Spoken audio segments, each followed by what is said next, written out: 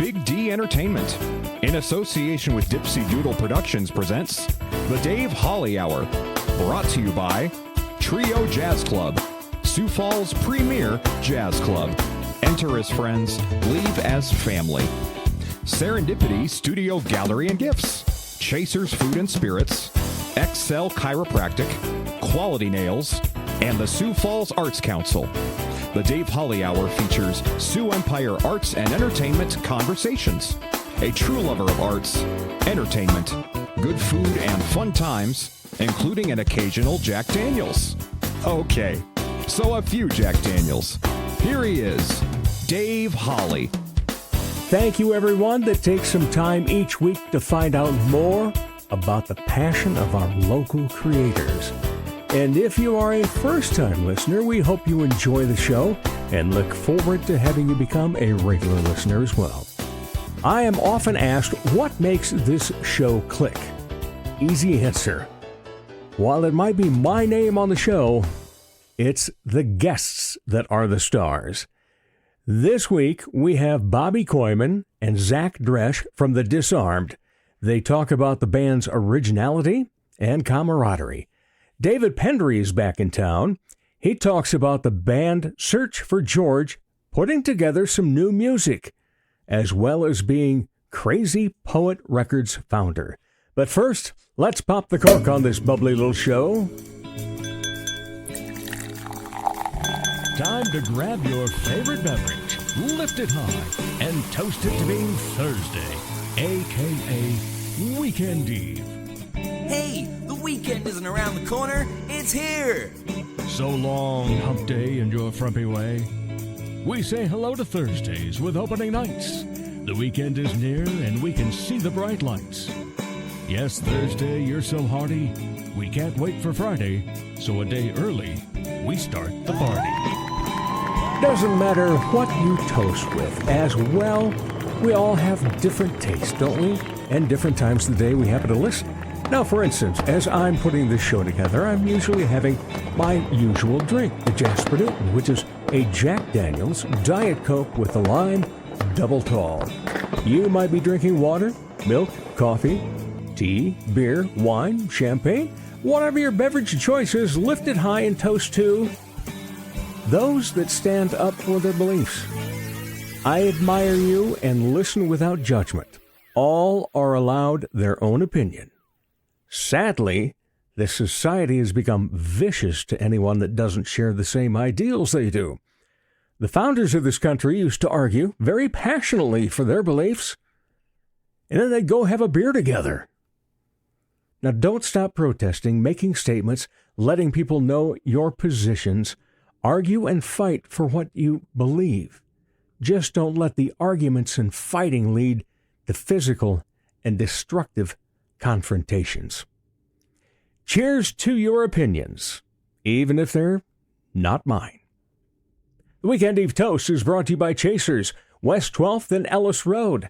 Stop in for great food, great beverages, and fun times. Join us on Monday nights at 7 for Dave Holly Hour Trivia.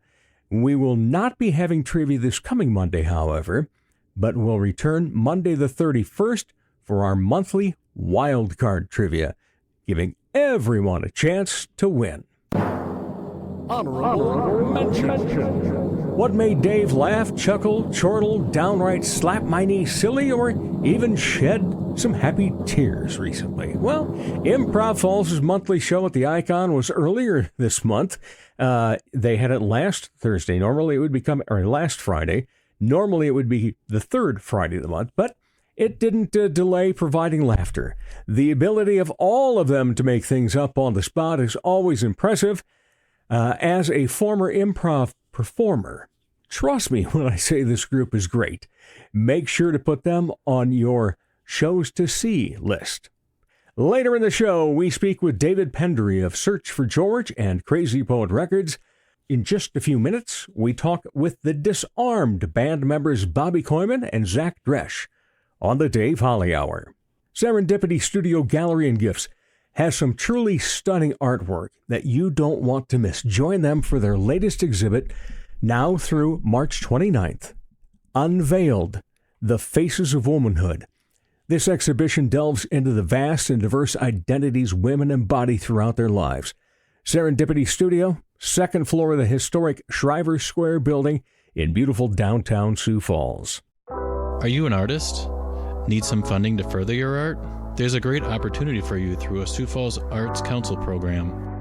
The Artist Microgrant program gives away several microgrants to local artists, no matter what art discipline you're in. Unlike more traditional grants, a microgrant is very easy to apply for. Go to artssiouxfalls.org. If you haven't done so yet, create a listing on the Artist Directory, which is beneficial in its own way. Then go to the Artist Microgrants page and apply online. The process is simple. Find out more about the Sioux Falls Arts Council as well online at artssiouxfalls.org. Trio Jazz Club is an intimate music venue in the heart of Sioux Falls. It's family-owned and family-run. Ricardo and Mary Beth and the entire staff provide the art of hospitality, while the best local and regional musicians provide the smooth sounds. It's a great vibe with live music Tuesday through Saturday nights. The chefs and mixologists offer an amazing menu and beer and wine lists. Cocktails as smooth as the jazz. Join the club, Trio Jazz Club, across from the Washington Pavilion. Enter as friends, leave as family. It's the podcast that creatives in the Sioux Empire listen to so they can learn more about other creatives. It's the Dave Holly Hour. Welcome back, everybody. Oh, such a pleasure to talk Sioux Empire arts and entertainment. Always a pleasure to have a returning guest. Always a pleasure to have a new guest.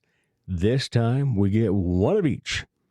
It's Russian, one of each. Heck yeah. Yeah. Love it. And we have from the wonderful band, The Disarmed, we have musician of all talents, vocalist of all talents, Mr. Bobby Kooiman.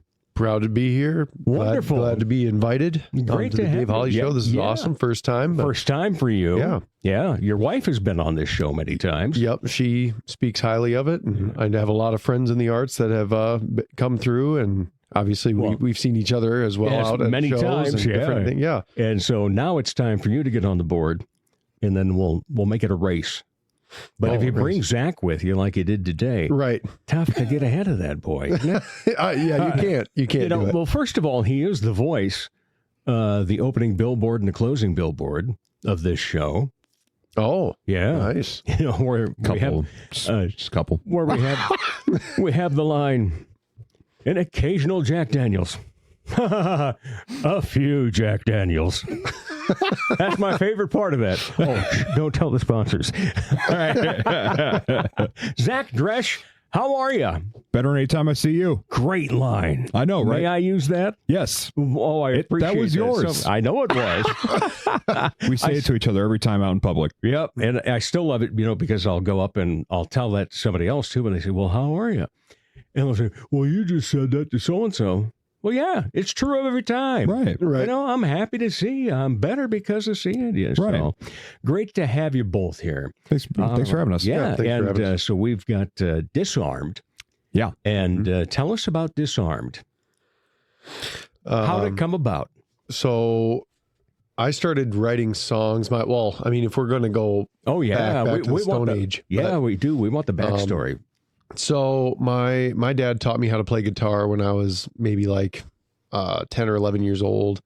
And I started writing songs when I was 12 and, came into USF, started just, continued writing and things. And as I was around there, ran into, Zach Dresch and heard all sorts of things about his drumming skills. And we linked up and just kind of jammed, me and him, and in Cat House Studios where his dad Mike Dresch was recording at the time. And, Zach is a phenomenal drummer. He can just pick up anything.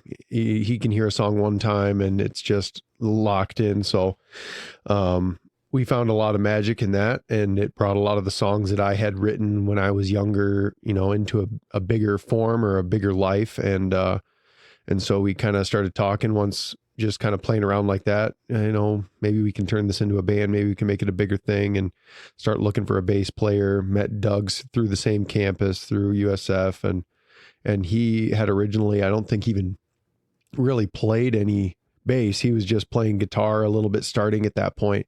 And, so he picked it up and he kind of learned on the go, and then we were a 3-piece for, some years anyway, a few years. A couple, I think. Yeah. And, then some guitarists, Ben Gertner came in, and he was there for an album, for Another Fleeting Reason. And then we got Morgan Harris after he left, because Ben had moved off to Minneapolis, and then came back, and so we've kind of gone through some morphing through the years, but it all kind of started with us three back at USF and stuff like that, and coming out of it, getting out, and still just trying to continue to play shows and write music, and write some music with some meaning to it, and some I don't know. Yeah, most of the first album was written just you and I, and then the last couple tracks is when Doug added his parts and his flair, and then he just jumped in pretty quickly, and then we had the first album done within a year or so. Yep. And then did some shows here and there, and then we kind of realized we needed an extra guitarist, brought in Ben for a couple of years, and then, like you said, he moved, and we got Morgan. Kind of during the pandemic is when we got Morgan. Right. We wrote for a couple of years, just working on stuff as a 3-piece. So like I originally, at the heart of it was just kind of the three of us, and we just have added another guitarist every time, and that's kind of been like a lot of bands have one part of their lineup where they have a changeover a lot, and that kind of tends to be not just life things, like bands change lineups all the time, and so that kind of happens. But now we've got our good friend. Because if they didn't, we still wouldn't have Chicago performing at casinos. Yeah. Right. Or Foreigner, or all those bands. Yeah. Right. Totally original band members. And so REO Speedwagon. Yeah. But now we got Ryan Lamberts is our lead guitarist in the band. He's been a friend of ours for forever, and he was in a band called Tons of Them. Yep. He's a phenomenal lead guitarist. Along with another Bobby Cook. The double Bobs. I worked for Senior Bob. Oh, did you? For 5 years. Yeah. Oh, crazy. So I know that family. I watched those kids grow up here. Yeah. Way back in the day, I played with Bob Cook, and my dad. And my dad brought in a bassist from Oklahoma that he used to play in bands with, just for like a one-night show where we all just kind of put it together. And my dad called them the Arizona Barking Spiders. And So I've heard a lot of original band names, but that's awesome. Yeah, it was a fun time, So but I think my dad and Bob Cook used to play, way back in the day. I don't know what group they really played in, if it was like this band called Moxie or something. It might have been that, but I don't know. They just play a bunch of cover tunes and tour around the small town bars and stuff. Did you guys start with cover tunes? Because you were already writing. No. So everything has been original since the get-go. Yep. That's fantastic. The last 12, 13 years we've been a band, we've done one cover live. Yep. And attempted a couple, but we were like, nah, let's move on. Yeah. Yeah. It wasn't ever like mid-show. We ever just played one cover, one show, and it was the last show we played, I think. Last year we played Wood by Alice in Chains, because it was that's the one band that all of us can agree upon, I think. If you listen to us, you kind of immediately think, oh, you can tell they listen to a lot of Alice in Chains in a good way, not in like a that's derivative, like rip off. It's like we all have, also everyone in the band has drastically different influences, which I think makes our band unique. Because I love a lot of pop punk and emo stuff, and you love Iron Maiden and Counting Crows, like a lot of that kind of stuff. And Doug is very much into metal, like heavy stuff, and he's in a couple bands called shout out to Wives Tale and Exhausted. We're both good friends of those guys too. So and Ryan listens to mainly like hard rock and metal too, so it's kind of we run the gamut of wide variety. So does that help you, Bobby, when you're writing the songs in? Knowing that you have that? I feel like I kind of have a little bit more freedom, instead of having if the whole group was more of a collective type, this is the type of music we like, then I feel like I would be kind of pigeonholed into, I got to write to that genre a little bit more. Instead, I just go, does it sound good? Do I like it? And then we just kind of run with it. Some of the songs are slower, more, I don't know what you call them, more mid-tempo or faster. Yeah. Sensual. Yeah.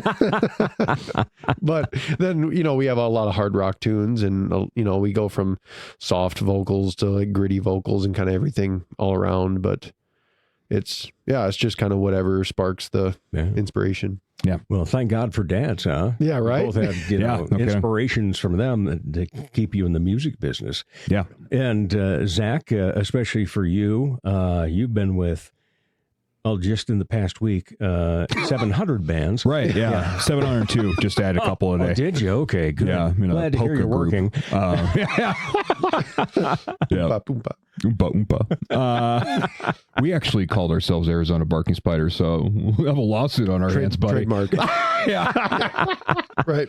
But yeah, Disarmed was the first group I was in that I took seriously and still take seriously. So it's like, there's a reason why we've been together 13 years. It's because we get along so well and we play together so well. And honestly, the first 5 or 6 years, we kind of felt a little more underground, I'd say. Yeah. And then like around 2018, 2019, we got more interest in us, just people seeing our shows and liking us. And then all of a sudden people thought we had just started, but we'd been around since 2013, 2012. Right. We run into people at shows and it's like, oh, when did you guys start playing around here? And it's like, 10 years ago. And it's like, oh, this is the first time I've seen you. I'm like, we've been playing every year. Yeah. Well, that's kind of interesting because one of the questions I wanted to ask was, do you have a group of groupies? Or is kind of, I think we do. Regular crowd that you have? Yeah, I think, and that's like Zach said, that's kind of grown as of late. But I think we have probably a handful of diehard fans that kind of anticipate our releases, or if if we're gonna put together a show with some time, we can draw some people. But We had a fan just the other day, like Bobby, you can tell the story if you want to. You had a fan message about your lyrics and stuff and how it meant a lot to him. It's like crazy. Someone we didn't know. Yeah, some kid, some like young, like high school kid, and his username on Instagram was your mom. And, we're like, okay, I don't know. We're just like, how seriously do we take the message from your mom? But right. No, he was talking and saying that listening to the tunes we were putting out, helped him through. The passing of his best friend recently and things like that. And so it just kind of gives you perspective. It gives you perspective, and it gives you kind of a feeling that it's not just pointless, it's not just shouting into the void, somebody's hearing it and taking it, to heart. So sorry to interrupt, Dave. Go ahead. I think Bobby, you are an incredible lyricist too. So it's never trodden into like cliche, even though like I know there's a lot of times you beat yourself up about stuff, but I think I've always thought since the beginning you've been ahead of the curve of lyrics as far as people I know and songwriters I know. So yeah, and your voice too. You can sing soft and gritty and like make it seamless. So. Yeah, and it was something that was like the Disarmed is an opportunity for me to grow in that, because if you listen to, it was something that I always wanted to be able to sing hard. Yeah. But I didn't know how at all. And so if you listen to the first like 2 albums, you're like, yeah, it's not quite there. It's kind of finding its way out. But then as our newest album and then our singles that we've just released, we just released a single last week. The grit has kind of like found its way to where I can use it and it doesn't hurt, or it doesn't, it's just kind of something. I don't know. Good balance. Just rock and voice is getting older. Yeah. I mean, hate to use that. Oh, getting older. Yeah, it is. Yeah. But speaking of that part, do you have any shows that will be starting before 8 p.m. coming up? Maybe depending on when we play at Four Winds in August. Okay. Yep. It's been a festival. It's been going on for about a decade now in town here at Icon, and we're excited to play again. We've got we're working on. I'm kind of jumping ahead, I suppose. We're working on a bunch of new stuff too. So yep. Hope to have a lot of that out there. Good, because this age here. I would sing a lot more karaoke if it didn't have to wait until 9 o'clock. Yeah. Right. Yeah. Totally. Oh, for sure. Yeah. I feel that too. The eyelids are getting heavy at 8:30, guys. Come on, let's move this along. Let's get on the stage. Yeah. Right. Yeah.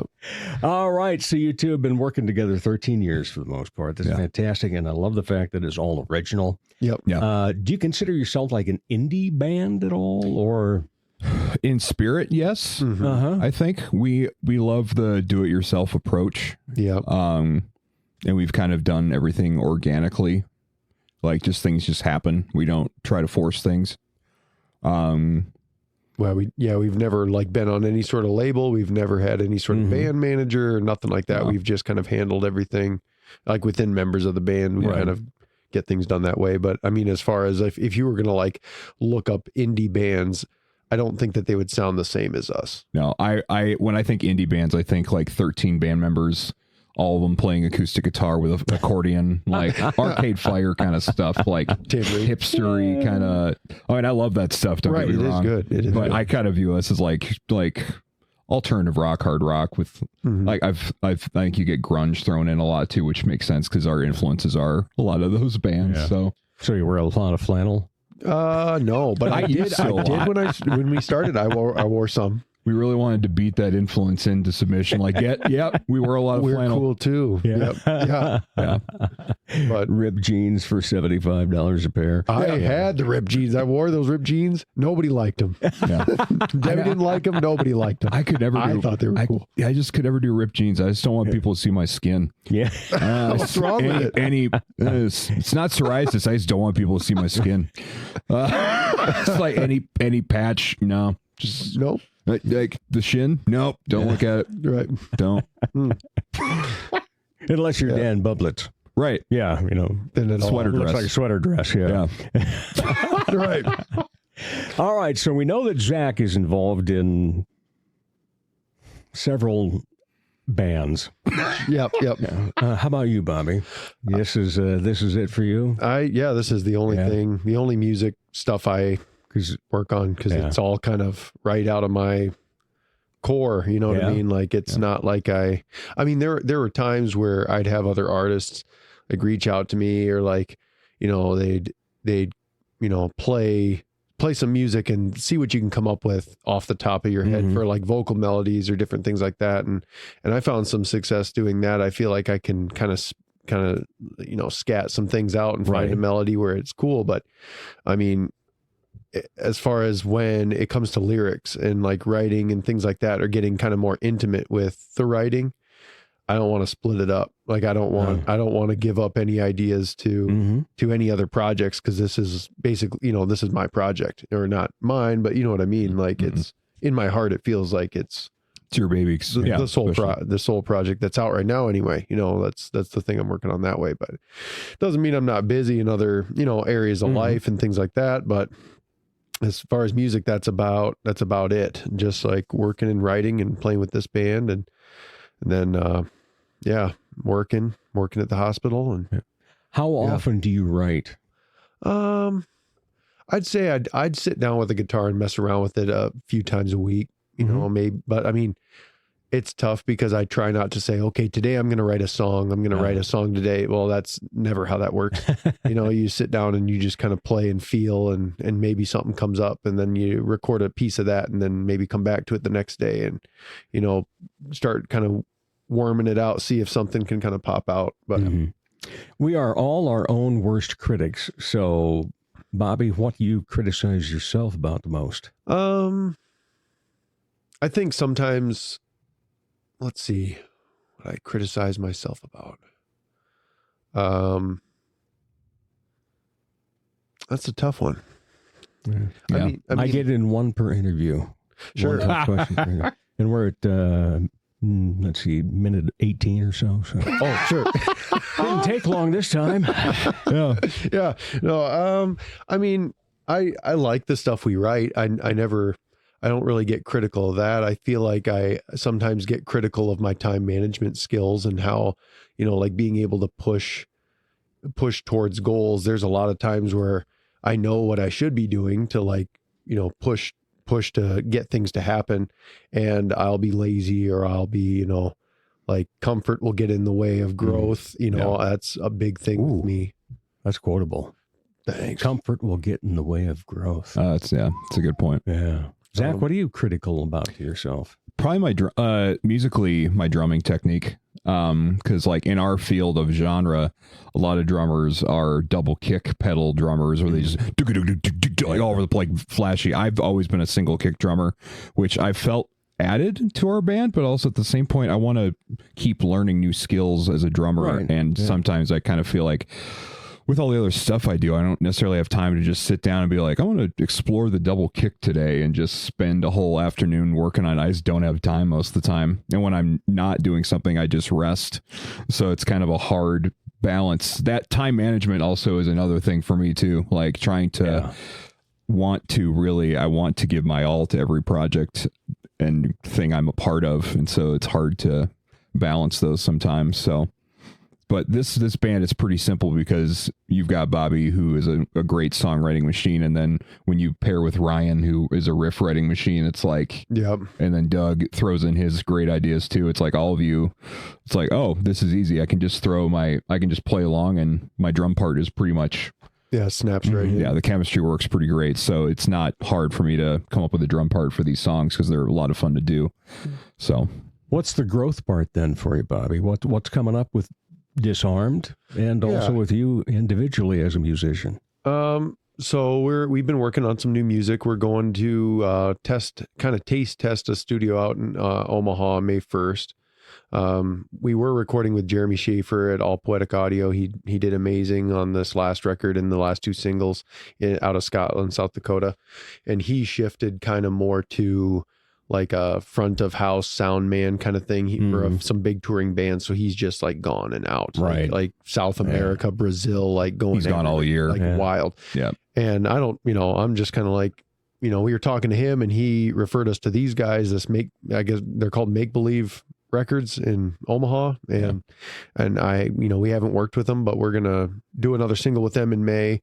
And then if that goes well, then we, plan to record the rest of an album with them, play this summer at Four Winds and, some other shows that are kind of percolating around, whether or not it's going to solidify has yet to be seen. But yeah, we just keep writing. And then we are kind of on the lookout for another guitarist because, I've played guitar on and off, mostly on. If you look historically, I've played mostly on, but when Ryan came in, we had the opportunity to explore Ryan and Morgan taking the guitars, and then I would just sing and not have any guitar. And I think the energy for the show was better, whether or not the writing or the tracking or anything of that really, gets affected too much.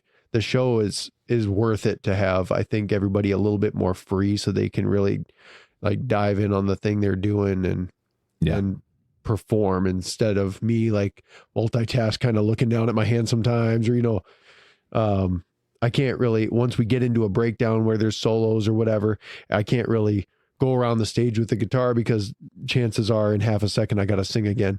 Yeah. So then it could be kind of awkward to, get looped right back to the mic, but yeah, the energy I think tripled when you just focused on vocals. Yeah, I think so. Yeah. We're aiming towards getting a second guitarist. I mean, if we have to do 4-piece, we will. Yeah. But it's kind of a thing where we want to have a 5-piece.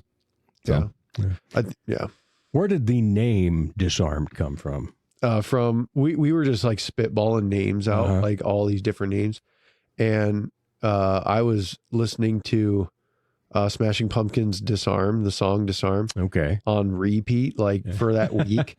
And I remember saying to Zach, we were chatting and I was like, what if we just use this name as a placeholder, like the Disarmed, and we just like use it as a placeholder until we can come up with something better.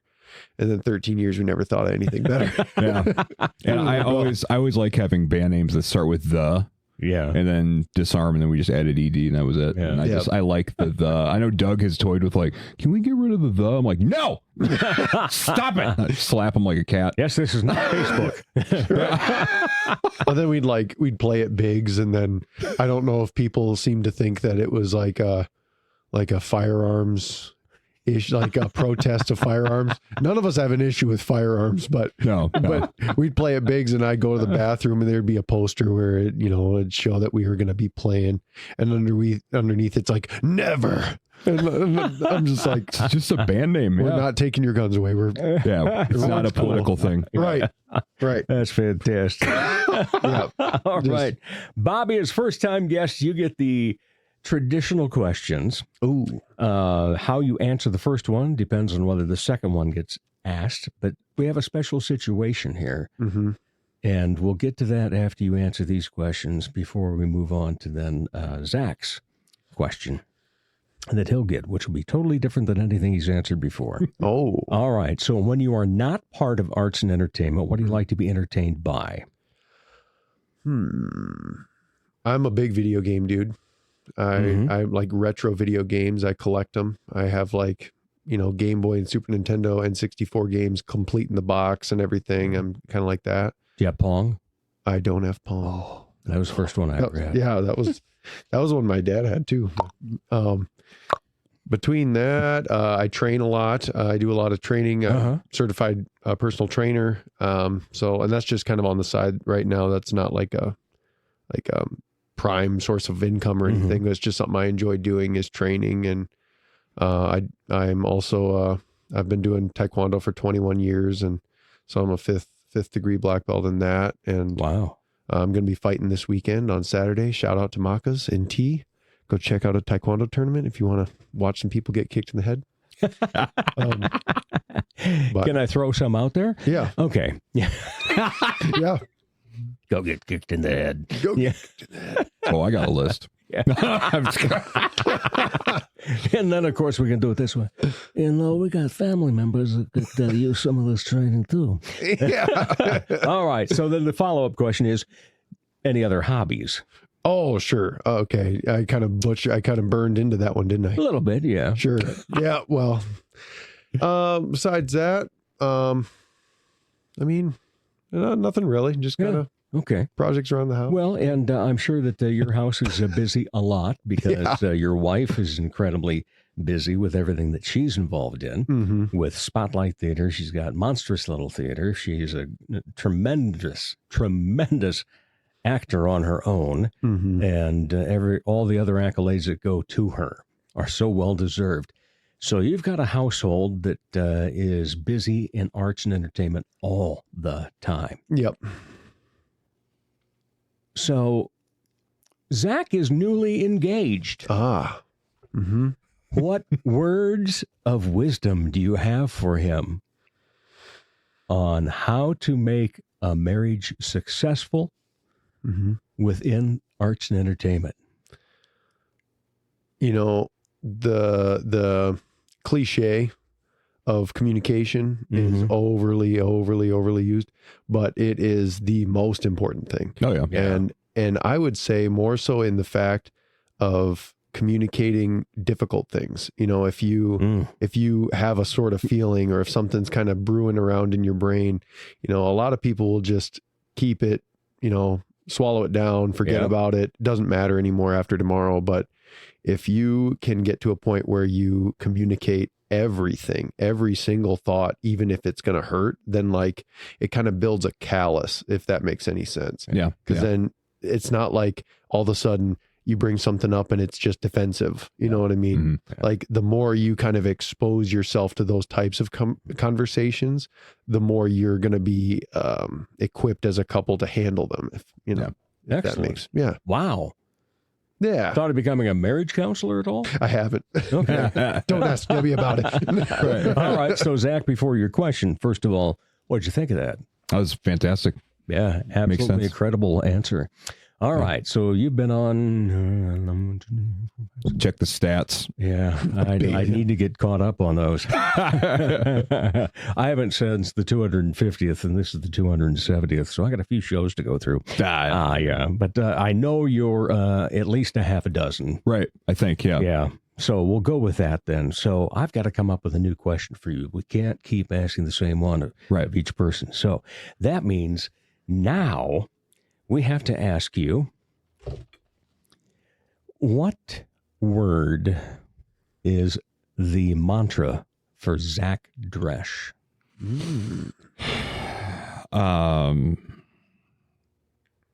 Perseverance, Ooh, good word. resilience, one of those two. Just keep going. Yeah. Because I feel like if you don't keep going, if you just quit, Yeah. like you'll never know what if. Right. That's also a cliche, but it's like one that sticks with you. Yeah, for sure. Yeah. You're talking to 62 here. Right. Yeah. What if, yeah. One of the guys that I always mention all the time as an influence to me, not just like entertainment wise, but mantra wise, is Conan O'Brien, because he's been doing this, that, left and right, doing all these different things. Keeps and working. Yeah. Yeah. And he did the Oscars last month, and he asked why did he do it. And he's like, I like to do things that terrify me, and I've reached so many of my goals, but that was the chair. Just keep doing things that terrify you. Yep. I'm a man that has digestive problems, but not right now. Keep this. Don't cut it. I don't edit. Good. Perfect. Raw. Yeah. All my friends are like, Zach, you and your damn fart jokes. All right. Well, see, I do know the label you'll be on now. IBS. Right. Yeah. Yeah. But perseverance. I like it. I think that's the thing. Just keep going. Keep throwing Keep darts going. at that dartboard. Yeah, keep going for 13 years like Disarmed. Yeah. Right. All right. Exactly. Man. Can't wait to talk to you guys again. Bobby Kooiman, thank you for showing up. Thank you. It's been a pleasure to have you on the show for your first time. Yeah, And it was I say fun. the first time because positive this was not your last. All right. Perfect. All right. Sounds good. Zach Dresch, this is your last because you've been on too damn much. Yeah. No. Unless I start doing like something out of left field, like figure skating, don't have me on again. No, it'll be the next band that you play with. Yeah. Yeah. So we are a psychedelic polka group called Fun Flowers. Don't see us. I don't know. You can cut that. No. You don't edit. That's right. That's Rarely. Don't. Well, ironically, one of the 3 times out of 5+ years now was the first time that I had Debbie Jones on. Oh, you cut something? I had to because she had worked about a 13-hour day. We didn't get around to recording till about 10 o'clock. Oh, sure. And she shows up, and I can tell, she's wiped, and talks about everything that was going on that day. So we sit down, and she's going through the cast members and hits up Rick. And for a couple of minutes, it's like, Sure. okay, I do have to edit this. Right. Yeah. Just take out the gap. But otherwise, she's been on so many times and fantastic, and everything that she brings to this community in arts and entertainment. And to the two of you for everything that you do, thank you so much. It is greatly appreciated. Thank you, Dave. Always a pleasure to be on the show. And always a pleasure to see you around and have you in my life and everything. Thank you, man. I love and adore you. Yeah, I love you too, bud. Thanks, man. And Bobby, by the time we're finished, I'm sure I'll love you too. Perfect. Let's go get it. Let's go get a soda. The love is everywhere. Let's go get a soda. All right. We'll be back with more of the Dave Holly Hour in just a moment. Celebrate International Jazz Day with the Fellowship Jazz Center. It's just over a month away, Wednesday, April 30th, in the Belbis Theater at the Washington Pavilion at 7 p.m. We're thrilled to announce the debut of the Fellowship Jazz Center Orchestra. FJCO will deliver an unforgettable evening of vibrant music, celebrating one of America's greatest art forms, jazz. This special event also shines a spotlight on the future of jazz with an opening performance by Mitchell High School Jazz 1. The night will feature works by American composers. This inaugural concert is a true celebration of the power and spirit of jazz. For more information, including purchasing tickets, go online to fellowshipjazzcenter.org. Ladies, when it's time to give your nails some love, get that extra special treatment from Quality Nails on South Minnesota Avenue in Sioux Falls. Manicures and pedicures that look great and make you feel fantastic. Zaya and Tony don't simply provide the service, they provide professional care for your hands and feet. Whether you just want the basics or you're looking for an extra special look with an added flair. Oh, and guys, it's okay to treat yourself too. Quality Nails on Minnesota. Call for an appointment, 605-334-1463. Playing the Trio Jazz Club tonight is the Jim McKinney Quartet at 6:30.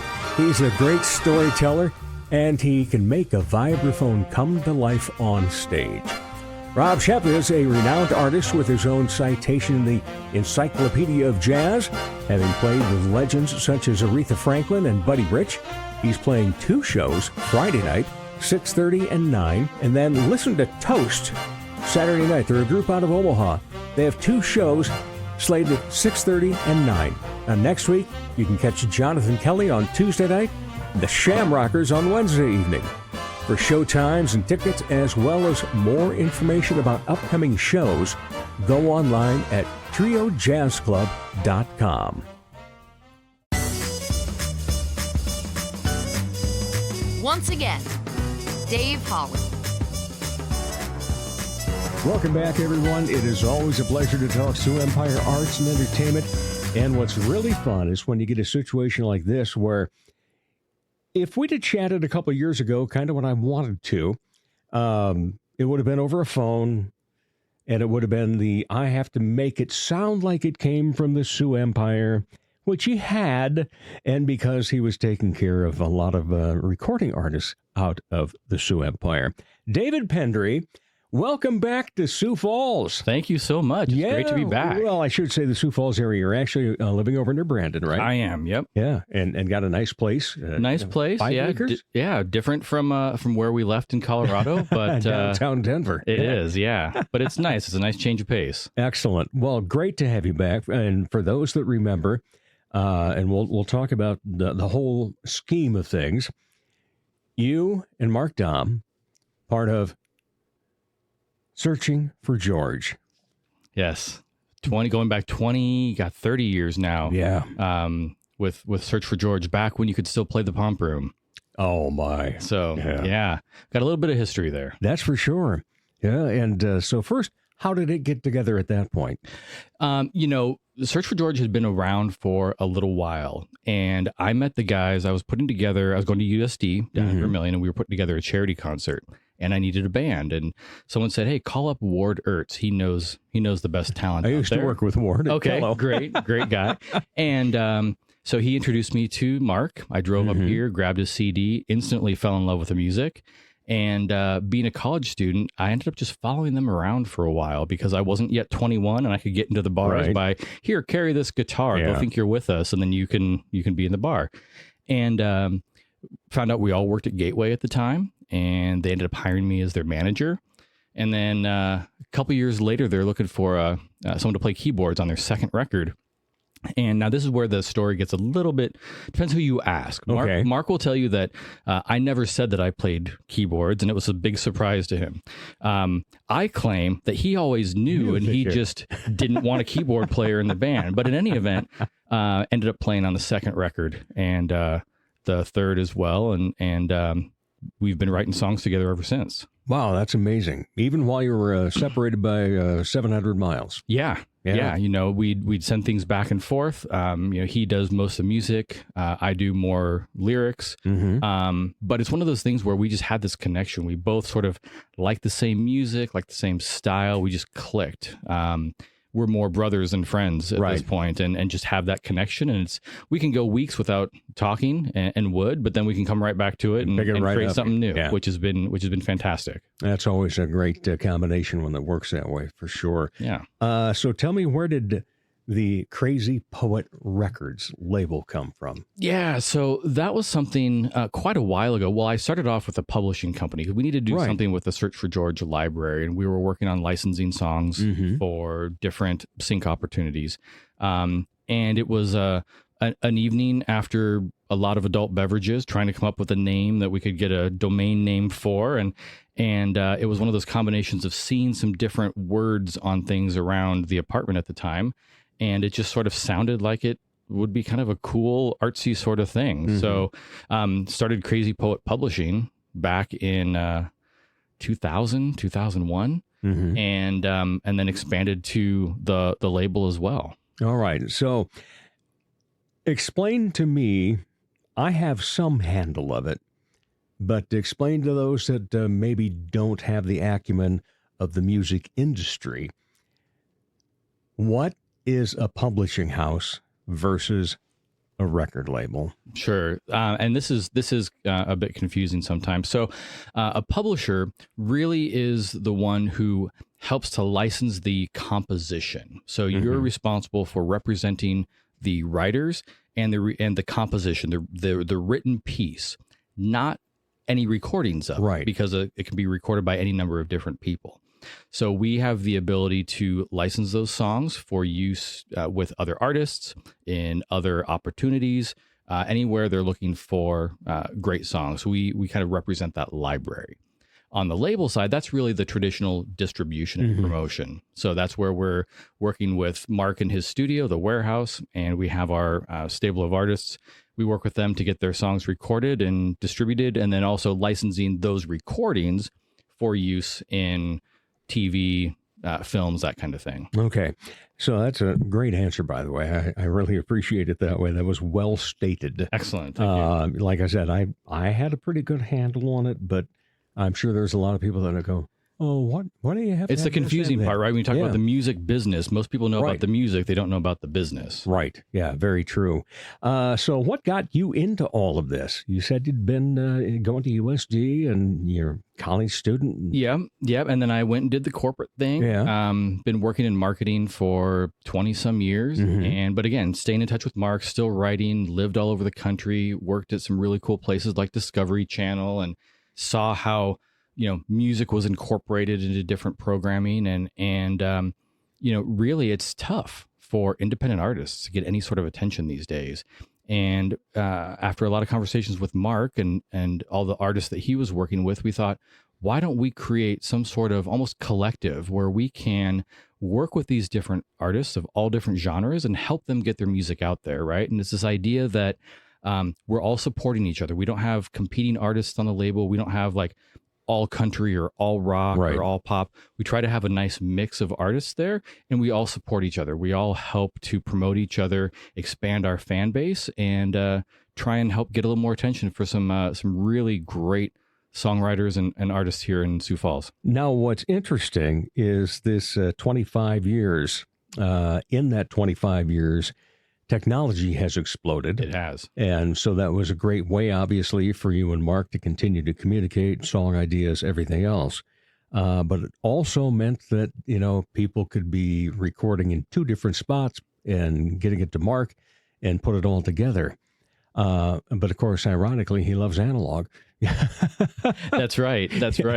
And we did. When I was living in Colorado and lived in Minnesota for a little while, I had a little home studio set up, and we would bounce things back and forth. You could just email files, and that was great. But yeah, there's nothing better than being in a studio and just getting it raw on tape. That's phenomenal. And he has such a fun studio too. It is. It's a great spot. I'm sure my bottle of Jack Daniels probably isn't still alive, but I'll have to go there again, I guess. You should do that. You're welcome anytime. I appreciate that because I love being in a studio. In fact, next week I'm going to be in Nashville. And my sister's lived there on and off since about 1972 or something. Wow. And her husband was into the music business for quite a bit in a publishing house. Okay. And also has, done his fair share of backup vocals and different things. Nice. So when I was very young, I think about fourth grade or so, I got to be in a recording studio. And then another time when I was down there, I got to see mastering taking place. Sure. And of course, that was completely different mastering back then. Yep. But it's one of those things that I get a thrill out of. I've introduced my wife to a new term for GAS. Yeah, gear acquisition syndrome. Oh, yeah. Don't even get me started on that. Like, Mark has a serious microphone addiction. Yes, he does. And you can look on the website and see we're constantly posting his latest find. And that's why, this has come about with the Dipsy Doodle Productions studio and so forth. It's just like, well, yeah, I could just record it onto this. You know, some people But actually... it would be so much better with this. This will make... Right, yeah, and it just keeps growing and growing. But at least I've played it smart and actually waited for there to be the money to get. Always a good idea. Yeah, before you upgrade. Right. Yeah, sometimes you're forced into it. Like when you have a puppy that likes electronic chords. Yeah. And yeah, so sometimes it's that. like, well, we better move up on that then. Yeah. Well, there's an opportunity to upgrade there too, so why not? Exactly. So what's the thrill of putting together a song for you? You know, it's interesting. We, you know, back in the day, we would tour and play all over the Midwest, and we played as far west as California, as far east as Ohio, and a little bit beyond. And that was great, you know, being out on stage and playing in front of a live audience, the thrill you'd get from that. But now, what's really the most fulfilling for me, and I think for Mark as well, is just that creative process. When you're in a room with somebody and you're just kind of noodling around on an idea and something starts to come together, and it's that process of creation. And we're so fortunate that we have the warehouse as a studio to work in, that we can bring all different artists in, because in addition to the artists that we have on the label, we have, you know, a lot of our friends in the music community around here that come in and contribute. And you just never know what you're going to get at the end of the night. Sometimes it's magical. Sometimes, you know, it's you're a couple of cocktails in and you don't produce anything. But it really is thrilling. It really is. It's fulfilling on the kind of the creative side of your brain and your soul to have that opportunity to just create something. And I love that because when I first started this podcast, I thought of everything separate, you know, in terms of you've got visual arts, you've got photography, you've got spoken word, you have written word, you have recorded music, you have instrumentals, you have and all the different genres, things along that line. But a gal that I interviewed in the first season of this show said the word creator. And I said, well, is that what you consider yourself, as a creator? And she said that definitely she did. And then I started thinking about that, and I said, aren't we all then? Yeah, and basically, you know, any art is creation. Absolutely. And basically everything is art. And so I have really begun to appreciate that word, being creative, not just, well, I'm a podcaster, or you, well, I produce records. No, we're all creators. Yeah. And, I like that. and you have definitely done a great job. I mean, Mark has done a fantastic job. He has. To have you two in the same area again, looking forward to an SFG show. I don't know if we'll go that far. We've talked about it, getting out and doing something. Right now, we're just working on getting through this collection of pieces and parts of songs that never saw the light of day. We put one out a few weeks back. That was one of our favorites. We've got one more in the can that I'm waiting to release. We're going to put out some of our other artists' stuff first. And we've got, like I said, probably, 30 or 40 full songs that are written and can be recorded, and another probably 100 pieces of songs that may or may not become something someday. All right. So who is in the stable right now? Yeah. So right now, we obviously are distributing the Search for George stuff now that we're recording new music and have the old library as well. We've re-signed Ben Gertner, which is great. And he's got some new music coming very soon. Just wrapped up an EP with him. We've got Natty Jean out of North Dakota. Love her. Yeah, she is so good. And she is the one that anytime anyone on the label wants an incredible female vocalist on her stuff, they go to Natty. Right. And she's awesome. So she's got a new single coming here in a couple weeks. And then we've got an act called These Broken Lines, which is Brian Dittmer's project. So Brian's a great songwriter. People know him as Beano. Yeah. Really, really great guy. Been a part of a lot of different acts. And it's a project of his where he writes a bunch of different songs, different genres, different styles, and brings in different vocalists and other guests to contribute to the songs. So he's got a new record that's going to be coming out here in a couple of months. We got some singles coming out for him first. We're redistributing his first record called The Glass Falcon Affair. That'll be out on the 28th. That'll be back up on streaming services. And then you'll see some brand new stuff from him after that. Okay. I need to get him on the show. You should. Sometime. He's a good dude. He'd have some stories. Yeah, I have seen him play and sing before. And so I'm sure there's a few tales out there. Absolutely. And I still need to get up to North Dakota sometime to go see Natty Jean live. She is incredible live. Natty Jean, she put a band together, Natty Jean and the Fringe. Yep. They are fantastic. And she sings with a couple of, she'll take any opportunity to get out and sing, and everybody wants to hear her. She's amazing. We need to get her down here. We got several songs we need to get her on here too. See, the last time she was down here recording, well, I shouldn't say the last time, she's probably been down a few times since, but I did go out to the studio and recorded a podcast with her. Okay. And first off, a very personable young lady, and she's one of those that, there are words like pretty, attractive, etc., and so forth. She's one of those who you immediately go, this is a beautiful person. She is. Yeah. And, just kind, smart. The soul comes through so easily with her. Absolutely. And that comes through in her music. Yeah. When she sings a song, when she writes a song, she puts everything into it. And it is, you hear about, or you read about artists who sing from the heart, they write from the soul. Right. That really is the best way to describe her. How do you describe yourself? I think I describe myself as someone who is finally doing what he wanted to do when he grew up. Good for you. I again loved playing in Search for George, loved playing with Mark and with a few different iterations of that band.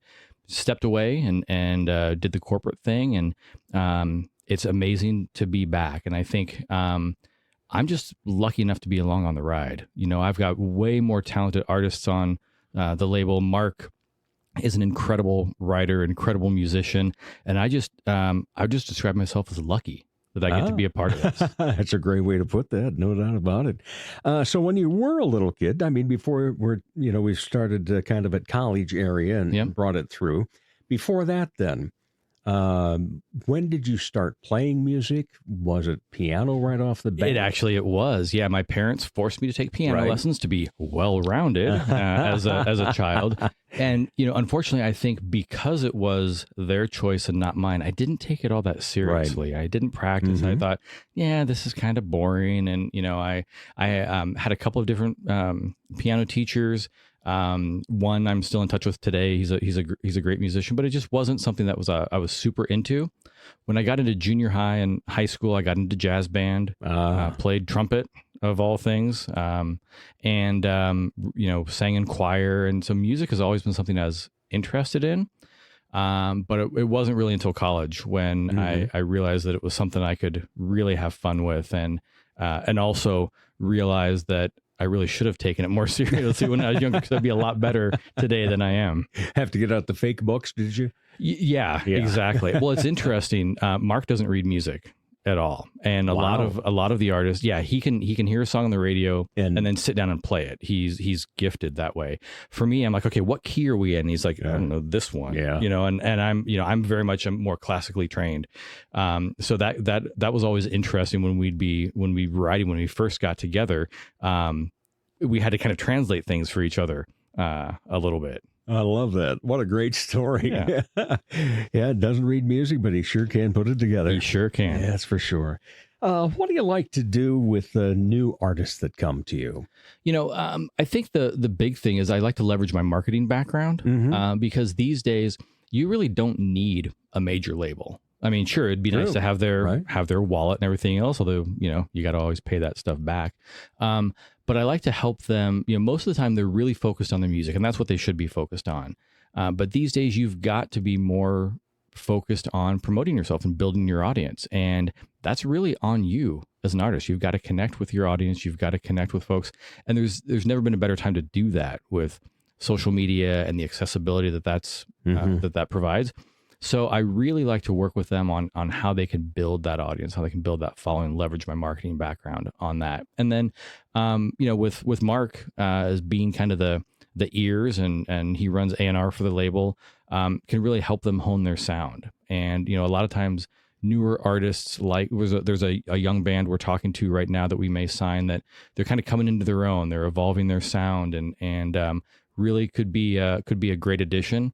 And it's a nice opportunity to kind of help them figure out who they are. Yeah. And that's a lot of fun. All right. So a record label. Yes. Do you still physically have a record label? Now that everything's so digital, and you put it out via the wonderful world of the web. You do, yeah.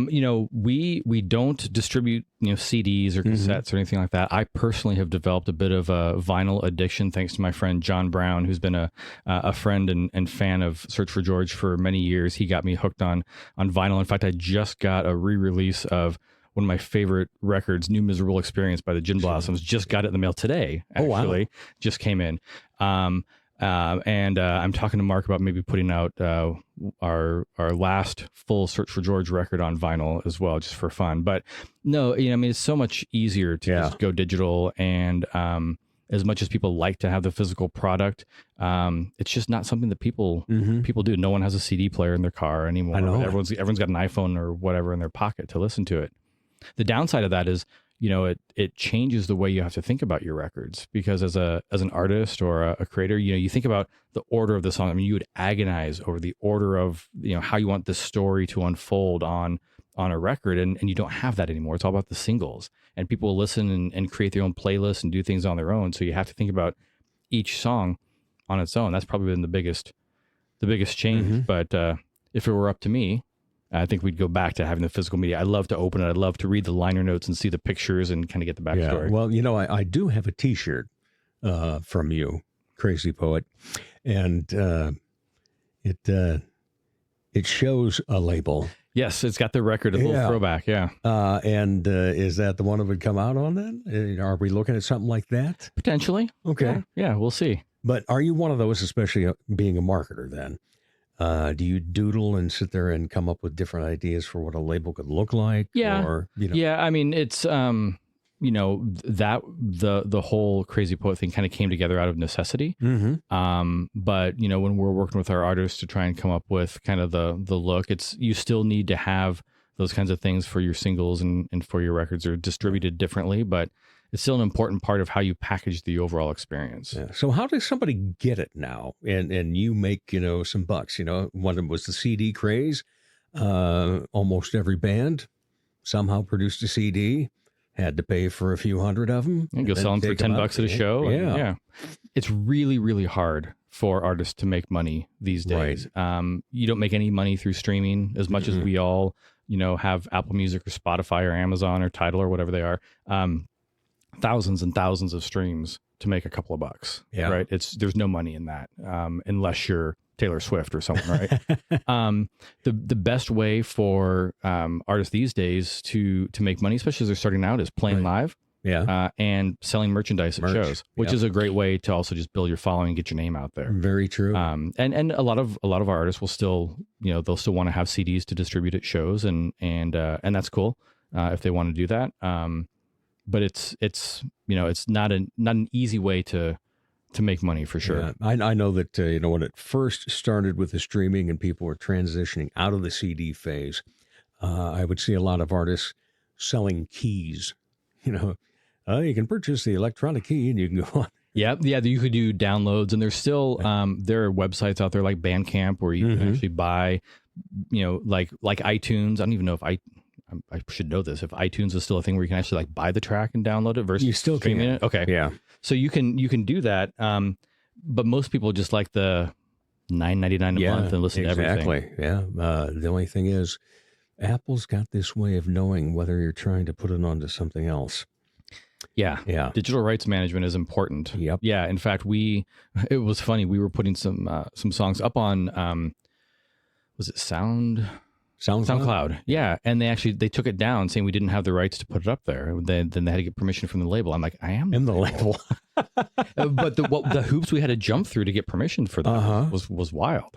Incredible. Yeah. All right. Well, it's been such a pleasure, first of all, to get to meet you in person. Likewise, my friend. Been communicating for 4 or 5 years now across the wonderful world of the web. So we haven't had a chance to get to know each other outside of this. Yeah. Podcast, music, entertainment, and so forth. What do you like to do? What do I like to do? When I'm not working or doing music, I'm with my family. Okay. That's the most important thing in my life. Right. I got 2 boys. They're 6 and 12. Yeah. So they keep us pretty busy between, school and activities and all that. Love the outdoors. Doing anything we can. So that's a nice part about where we live, being able to spend a lot of time outdoors.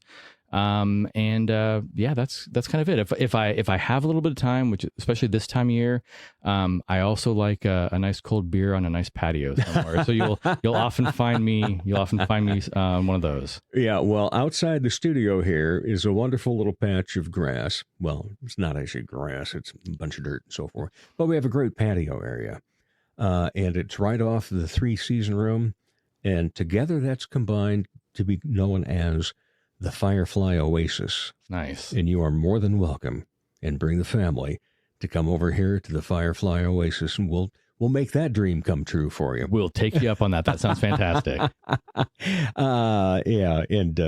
love that area, and that's one of the things we love to do is, we take in a whole bunch of shows and so forth, but just as entertaining even is when you sit down and have a beverage. Absolutely. With somebody and just chat. Yep. Yeah, and so we love doing that. Besides the marketing and the putting everything else together, what is it that you really crave? I think for me, it's really, it kind of goes back to the, helping other artists just get heard. I mean, there's so much talent out there these days. I mean, you mentioned Nashville before. Yeah. I mean, there's more talent on every street corner in Nashville than what you hear on the radio today. Very true. And it's like I said, it's really, really hard for artists to get noticed. And for me, there's a huge, huge thrill that I get out of helping these artists just get the attention that they deserve. So that, to me, even if I'm not a part of the actual song, right? Because I don't contribute to all the artist songs or anything like that. But just being there, being a part of that process as a listener, as a fan. Music, man, that is just my favorite thing. Yeah, it's amazing how it can take you back. It can instantly bring a memory back. There's just nothing like it. Yeah, every time that I hear Minute by Minute from the Doobie Brothers, I am back in a red, let's see, we had an Oldsmobile Cutlass, 4-door, so it was not a good-looking Cutlass, but it got the job done. There you go. And it was a spring day, and I've got the windows rolled down, and, short sleeves, beautiful day, and I see a gal from church that I do. And so stopped and chatted, and I remember that song. It was the first time I'd heard it. And see, remember the detail of that day. Exactly. Like all the detail that just that song brings it back. Isn't that incredible? It's amazing, and that's why I love it. And then also a good friend always likes to say, live music is good for the soul. Absolutely.